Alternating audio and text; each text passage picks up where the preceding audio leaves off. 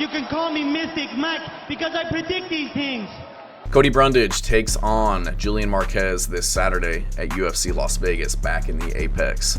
And this is kind of a crossroads fight between these two middleweights. They've been in the UFC for a little bit, haven't seen as much success as they would like. Cody Brundage, 10-6 in his career, kind of had a weird career. Was on the regional scene, beating some not very good guys. 1-1, 0-1, 2-0. Beat a guy who was 13-15, then rematched him 2 months later and beat him again to get a shot on Dana White's Contender Series, where he lost by knockout to William Knight, which in retrospect isn't the best loss. Went back to the regional scene to get a win, brought back to the UFC, lost to Nick Maximov, beat Dalcha Lungiambula, beat Tresean Gore, which is an okay win, overhand right, but then just lost to Mikhail Olechechek, Adolfo Vieira, Cedricus Dumas, beat Malkoun, Zach Reese, Bo Nickel, lost to Bo Nickel, and then recently got no contested by Abdul Razak Al Hassan. So I look at these fights. Mikhail Olechechek, he shot in a takedown and failed it, and then from there just kind of gave up, laying on his back. He's one of those guys where he's got to be the hammer on top. If he's on his bottom, even though he's got really good wrestling, can't really do anything with it. Doesn't, get to a hip, to a single leg to get back to his feet, just kind of sits there and waits to either get beat up and TKO'd or for the ref to stand him back up. Same with the Rodolfo Vieira fight, very low IQ moves, pulling guillotines on a elite jiu-jitsu guy like Vieira, and then Cedric Dumas, same kind of thing. Couldn't really get anything going, couldn't get his takedowns going, kind of just laid there and got beat up en route to a decision loss. I keep saying loss. Jacob Malkoun, and this is where we get into not just poor performances, but where I think that he's kind of a quitter, and I alluded to that in his fights where if he can't get his takedowns and gets reversed and gets put on bottom, he kind of just gives up. He kind of just doesn't really fight to get to a better position. It's just kind of pathetic to watch, honestly. And in that fight with Jacob Malkoun, he took one illegal elbow to the head, couldn't continue, which just isn't a very good look. That I can understand if it can be damaging, but he made it look like he was giving up. He was looking for a way out of that fight because he knew that he was going to get out wrestled by Malkoun. Zach Reese is not that good. Came in as a decent prospect, long rangey striker, but in hindsight, not the best fighter in the world.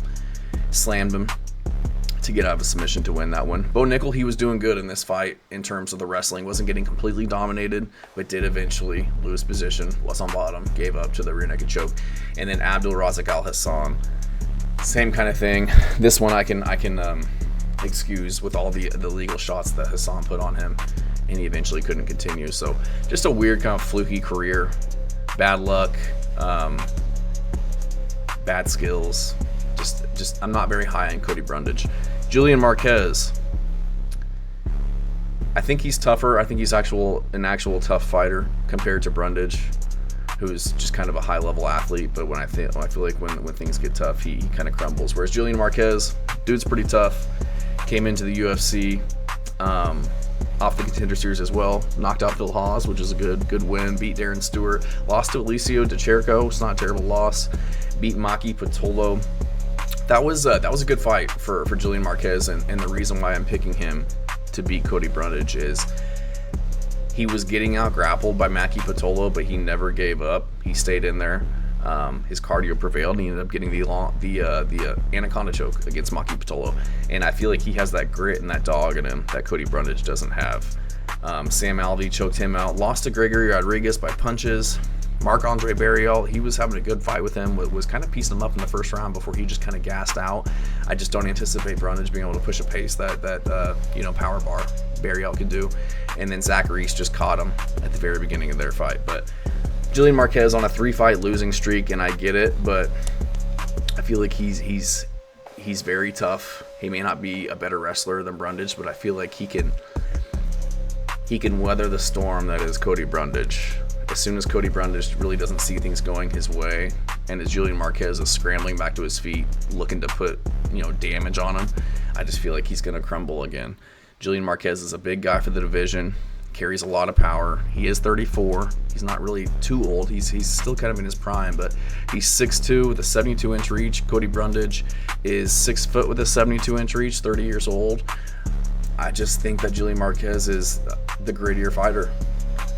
May not be the most highly touted wrestler or as good of an athlete as Cody Brundage, but I'd rather have Julian Marquez in my corner in a street fight than I would Cody Brundage, because I know that he's not just going to run away. He's going to go out on his shield while trying to put you out, and I think that's the difference maker in this one. I think that he's going to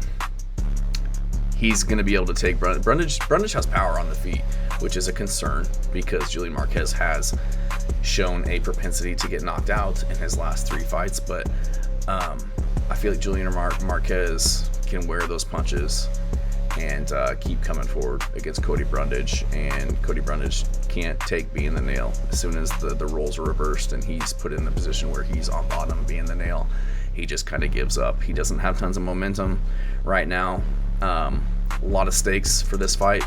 I feel like, you know, either one of these guys losing could give them their walking papers here, but both of them have taken a lot of damage. But Cody Brundage, you know, he's taken a lot of punishment in his career by Hassan and Malkoun. Even though they weren't necessarily legal punches, doesn't mean they don't take a toll on you. Whereas the same thing with Julian Marquez, coming off of a pretty bad knockout back in June.